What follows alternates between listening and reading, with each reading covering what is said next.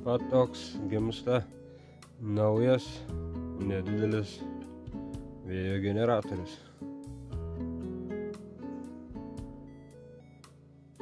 Bus universalus tiek 12, tiek 24, tiek 48 voltų sistemai. Daromas yra ant 40 voltų sistemos, bet puikiai tiks ir 24 voltų sistema. 12 voltai dar klaustukas, bet manau, dar geriau, kaip sakant, 12 voltų sistema jisai turėtų veikti, bet daromas 48 ir 24 voltų sistema. Nes yra šiokių tokių idėjų, kaip pasistatyti dar papildomą 24 voltų sistemą, turėti kaip čia dabar įsireikšti gražiau atsarginį, norėjau sakyti, zapasą, atsarginį energijos šaltinį, kaip sakant, o gal netgi aplamai garažą dirbtuvės pasidaryti atskirą.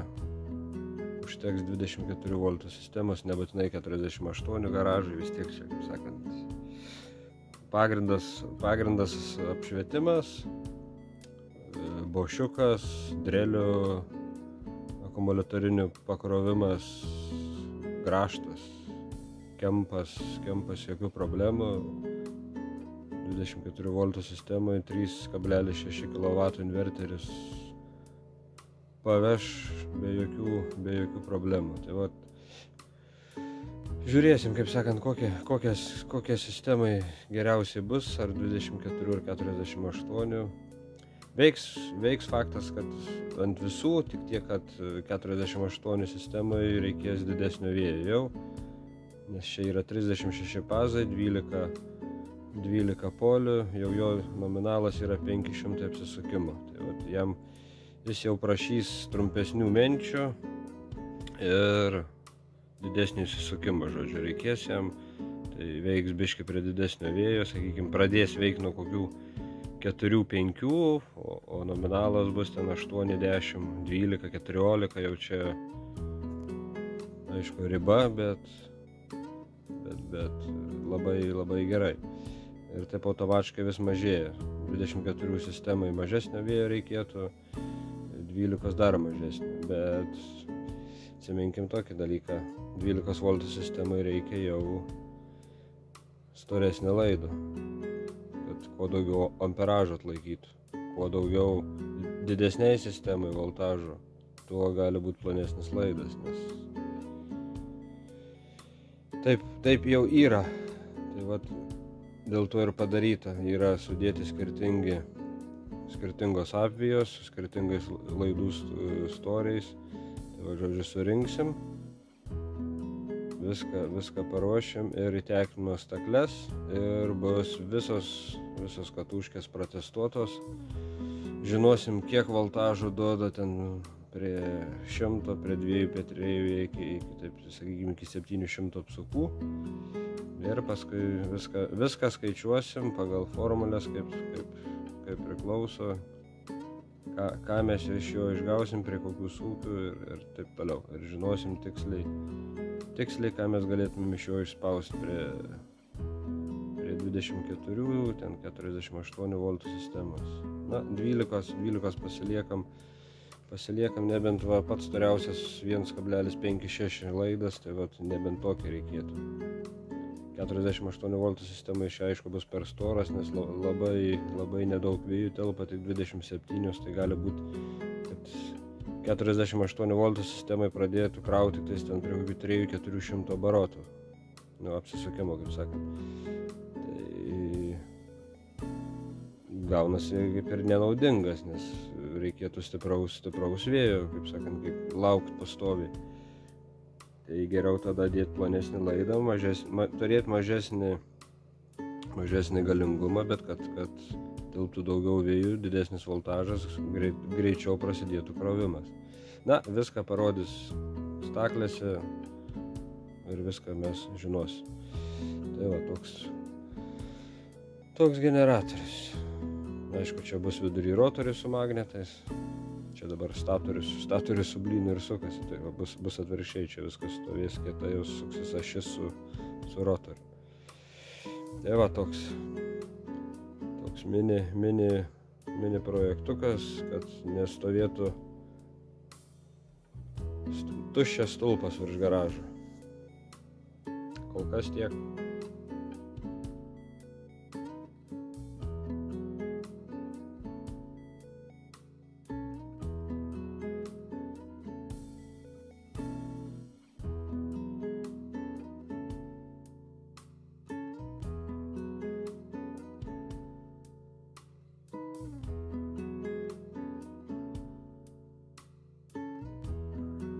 Sveiki visi.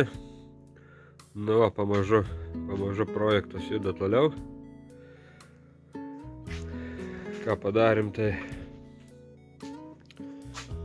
kol rotoriaus nėra, tai padarėm vieną blyną, išcentravom. Gal pakelsiu su viena ranka. Va.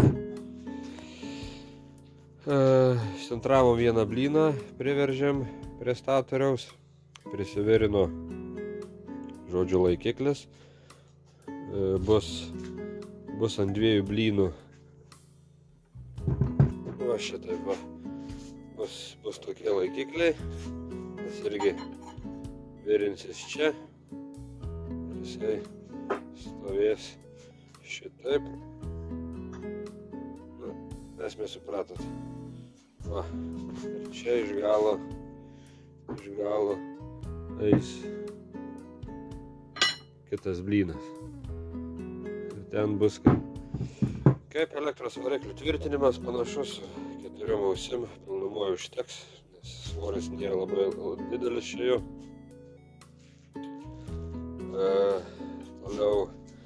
Toliau vyksta menčių tvirtinimas ant 8 mm tokios plokštės, centre aišku skylė, iš anos pusės virinsis platė įvorė, kuri mausis ant ašies ir su 3 varžtukais, kas 120 laipsnių prisiverš.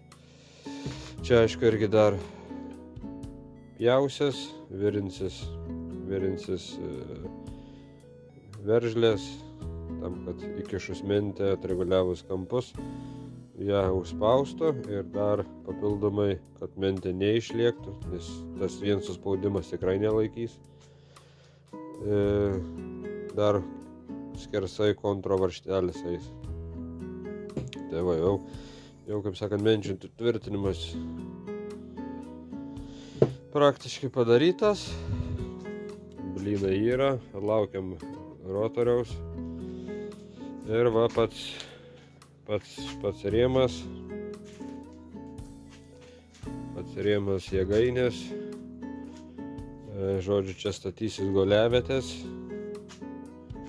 Tokios pat goliavietės. Pilnai jų užtenka.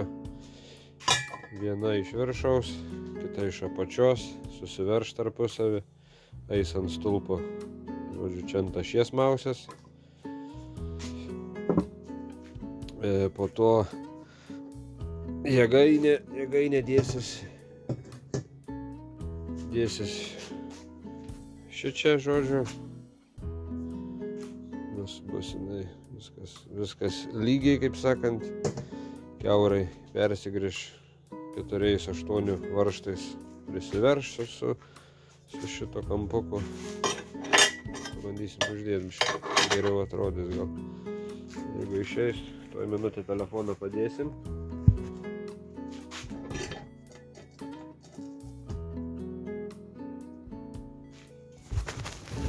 Na, sakykim, padėjome čia ant rėmo. Čia, kaip sakiau, tas blynas bus. jinai taip bus priveršta prie to apatinio